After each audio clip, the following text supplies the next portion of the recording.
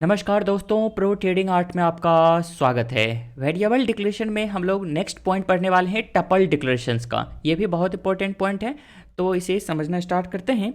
तो देखिए पॉइंट क्या क्या है इसमें। फंक्शंस कॉल और structures are allowed to return multiple values. कहने का मतलब है अगर आप कोई फंक्शन कॉल कर रहे हो या फिर स्ट्रक्चर डिफाइन कर रहे हो तो आप वहाँ से मल्टीपल वैल्यू को रिटर्न कर सकते हो। अगर आप मल्टीपल वैल्यू रिटर्न कर रहे हो तो आपको उसे होल्ड करने के लिए भी आना चाहिए। किसे कैसे असाइन करते हैं तो वो चीज़ हम लोग सीखने वाले हैं यहाँ पे।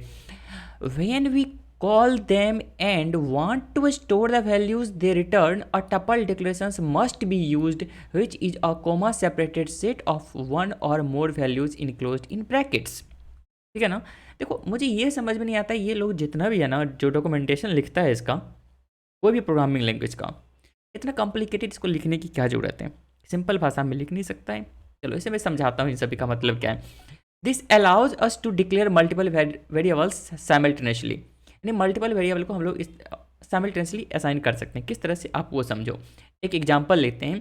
As an example the T A dot B B यानी बोलिंजर बैंड जब कैलकुलेट करते हैं तो बिल्ट इन फंक्शन है ये for Bollinger band return 3 values. ये 3 वैल्यू रिटर्न करता है। जैसे जब इसको कॉल करोगे ये बिल्ट इन फंक्शन है, ये 3 वैल्यू रिटर्न करता है, उसको हम लोग यहाँ पे स्टोर कर रहे हैं। ठीक है ना।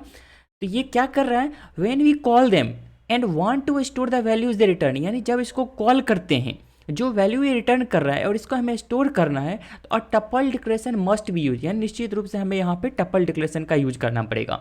Which is a comma separated set of one और मोर वैल्यूज इनक्लोज इन ब्रैकेट्स, है ना। जितने वैल्यू रिटर्न करेंगे उतने वैल्यू को आपको यहाँ पे कॉमा लगा करके लिखना पड़ेगा। वेरिएबल का नाम, ये सभी क्या वेरिएबल का नाम है, आपने कॉमा लगा करके रख दिया इसे और ब्रैकेट लगा दिया है। अगर कोई पाइथन लैंग्वेज से आए हैं और रिलेट करते हैं तो उनको मालूम होगा इस तरह की चीज़ को यहाँ पे अनपैकिंग बोला जाता है, टपल अनपैकिंग। ठीक है ना। यहाँ पे टपल डिक्लेरेशन बोलते हैं। अगर यहाँ पे तक अब आपको समझ में आ गया तो बहुत ही अच्छी बात है। अगर नहीं आया है तो अभी देखिए और समझ में आएगा। देखो एक एग्जाम्पल मैंने क्रिएट किया यहाँ पे। सिंपल सा कहना है कि एक मैंने यहाँ पे खुद का फंक्शन बनाया है ट्रिपल एम ए। ये मूविंग एवरेज क्या करेगा, इसको अगर कोई भी 3 वैल्यू दे दोगे, कोई भी नंबर, तो उन सभी का आपको ये मूविंग एवरेज रिटर्न करके सिंपल मूविंग एवरेज रिटर्न करके दे देगा। जैसे इसने बिल्ट इन फंक्शन बना रखा है ना, ये 3 वैल्यू रिटर्न करके देता है। क्या क्या, तो बॉलिंजर बैंड का मिडिल है वो, और अपर और लोअर। ठीक है ना। उसी तरह से हमारा ये फंक्शन क्या करता है, इसे L1 L2 और L3 कोई भी 3 लेंथ दो, उन सभी का ये मूविंग एवरेज क्लोज प्राइस के ऊपर कैलकुलेट कर देगा और उसको रिटर्न कर देगा। देखो यहाँ पर रिटर्न किस तरह से स्टेटमेंट काम करता है। जब अपना खुद का फंक्शन बनाओगे, कोई वैल्यू अगर आपको रिटर्न करना है तो इस तरह से आपको लिखना पड़ेगा। जितने वैल्यू को रिटर्न करवाना है उतने को आपको रिटर्न करना पड़ेगा यहाँ पे, और उन सभी वैल्यू को फेच करने के लिए वापस आपको यहाँ पे आ जाएगा। तो सबसे पहले मूविंग एवरेज 1 को हम लोग रिटर्न कर रहे हैं, इसलिए पहले ऐसे में 1 को ही आप स्टोर करोगे। ठीक है ना।